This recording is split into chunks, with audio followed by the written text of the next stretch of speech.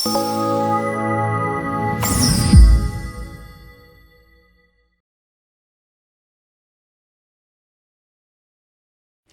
అండి, అందరికీ నమస్కారం.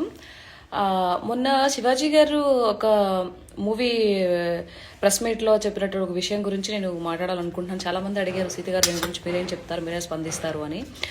ఇప్పుడు స్పందించడానికి ఏం లేదండి, ఎవరు మంచి మాట చెప్పినా అది వినాలి, మంచి మాట అయితే. కాబట్టి నేను శివాజీ గారు చెప్పిన మాట మంచి మాటే, కాకపోతే ఆయన ఏదో సామాన్ లేదో అని వాడారు కదా. సో దాని గురించి ఆ విషయం పక్కన పెడితే, ఆయన ఇంటెన్షన్ ఏదో ఆడవాళ్ళ గురించి సామాను అని ఈ రీతిలో చెప్పలేదు. కాకపోతే ఏంటంటే, ఒంటి నిండా బట్ట ఏదైతే ఉందో కప్పుకోండి, బాగుంటుంది.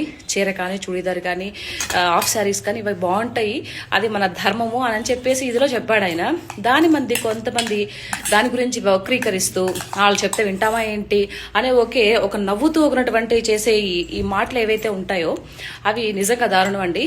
ఇంతకుముందు కూడా మనం చూసాము, చాలా మంది సినీ నటులు మనం చూసాము. ఎవరు సావిత్రమ్మ దగ్గర నుంచి జయసుధా గారు కానీ, జయప్రద గారు కానీ, తర్వాత భానుమతి గారు కానీ, సో వీళ్ళంతా చాలా మంది చేస్తారు. వాళ్ళ తర్వాత వచ్చిన జనరేషన్ వాళ్ళు మన విజయశాంతి గారు కానీ, తర్వాత రాధ గారు కానీ, రాధిక గారు కానీ, మీనా గారు, భానుప్రియ గారు, సో ఇలాంటి చాలా మంది వాళ్ళు వేషధారణ చూసాము. ఇప్పుడుండే వాళ్ళు కూడా కొంతమంది, సాయి పల్లవి కానీ, అనుష్క గారు కానీ, సో వీళ్ళంతా ఎలా ఉంటున్నాం మనం చూస్తున్నాం. అంటే వీళ్ళు అనుకుంటారు మనం వాళ్ళకన్నా పెద్ద తోపులు అని అనుకుంటారు. అంటే అన్ని ఇప్పేసి వస్తేనే మనం చూస్తారు, మనం ఇదవుతాం, ఫేమస్ అవుతామని. అది ఆ ఒక్క విషయాన్ని వదిలిపెట్టేసేయండి. మీరు ఏదన్నా ఒక గుడ్డ ముక్క చుట్టుకొని స్విమ్మింగ్ పూల్లో చేసుకోవాలంటే అది మీ 4 గోడల మధ్య చేసుకోండి, మీ ప్రైవేట్గా పెట్టుకోండి. మీ యొక్క ప్రైవేట్ తనాన్ని ఎవరిని కాదనడం లేదు, దాన్ని మేమేం అనడం లేదు.